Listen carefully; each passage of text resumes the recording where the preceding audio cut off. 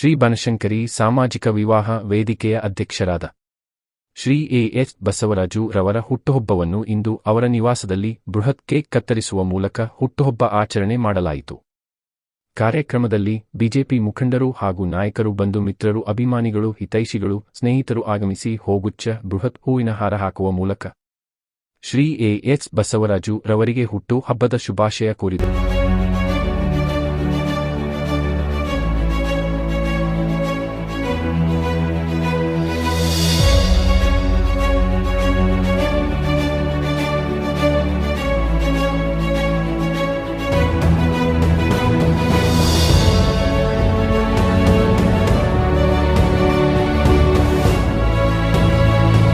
ಇದೇ ಸಂದರ್ಭದಲ್ಲಿ JDS leader Chandranagar ward number 47 M. ಗೋಪಿರವರು ಕೇಕ್ ಕತ್ತರಿಸಿ ಬೃಹತ್ ಹಾರ ಹಾಕುವ ಮೂಲಕ ನಮ್ಮ ವಾಹಿನಿ ಮುಖಾಂತರ ಮೂಲಕ ಶ್ರೀ ಎ.ಎಚ್. ಬಸವರಾಜು ರವರಿಗೆ ಹುಟ್ಟು ಹಬ್ಬದ ಶುಭಾಶಯ ಕೋರಿದರು.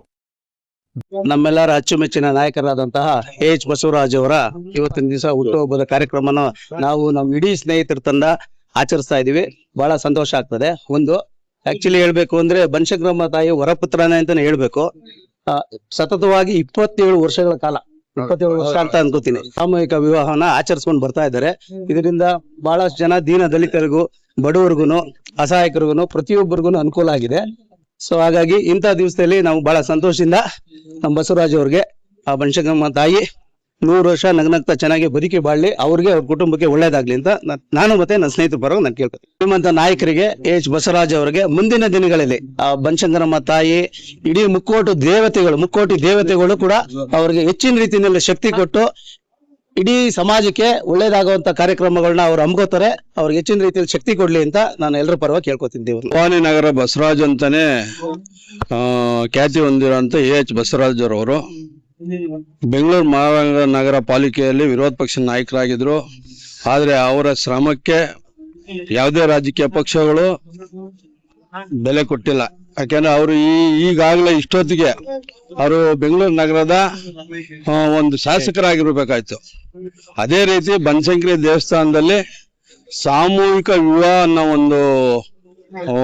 ಒಂದು ಹೊಸ ಒಂದು ಆವಿಷ್ಕಾರ ಅನ್ಬೋದು ಅಥವಾ ವೇದಿಕೆ ಅಂತ. ಅದರಲ್ಲಿ ಸಾವಿರಾರು ಮದುವೆಗಳು ನಡೆದು ಅದೇ 27 ವರ್ಷದಲ್ಲಿ 100 ಮದುವೆ ಮಾಡಿದ್ದಾರೆ ನಮ್ಮ ದಾಮೋದರ್ ನಾಯ್ಡು ಮತ್ತು ಅವರ ಸಂಗಡಿಗರು. ಆಮೇಲೆ ಏನ್ ಭಾಜಪ ಅಂತ ಬಿಜೆಪಿ ಕಾರ್ಯಕರ್ತರ ಒಂದು ಸಹಯೋಗದಲ್ಲಿ ಅವರು ಇಲ್ಲಿವರೆಗೂ ಯಾವುದೇ ಚ್ಯುತಿ ಬರದೆ ಆ ಒಂದು ಕಾರ್ಯಕ್ರಮ ಸತತವಾಗಿ ನಡೆಸ್ಕೊಂಡ್ ಬಂದಿರೋರು ಯಾರನ್ನ ಇದ್ರೆ ಎಚ್ ಬಸವರಾಜ ಅಂತ ಒಂದು ಧೀಮಂತ ನಾಯಕ ಇರ್ಬೋದು.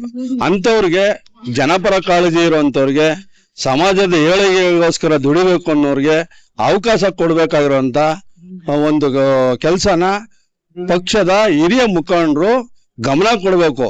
ಎಲ್ಲೋ ಒಂದು ಪಕ್ಷ ಬಿಟ್ಟು ಹೋಗಿರ್ತಾರೆ, ಅವರು ಇಲ್ಲಿ ಬಂದೆಡ್ಗೆ ತಿರುಗಿ ಅಂತವ್ರಿಗೆ ಅಧಿಕಾರ ಸಿಗ್ತದೆ ಹೊರತು ಪಕ್ಷ ಕಟ್ಟಿ ಜನಪರ ಕಾಳಜಿಯಿಂದ ಕೆಲಸ ಮಾಡುವಂತವ್ರಿಗೆ ಅವಕಾಶ ಕಲ್ಪಿಸ್ಕೊಡ್ಬೇಕು.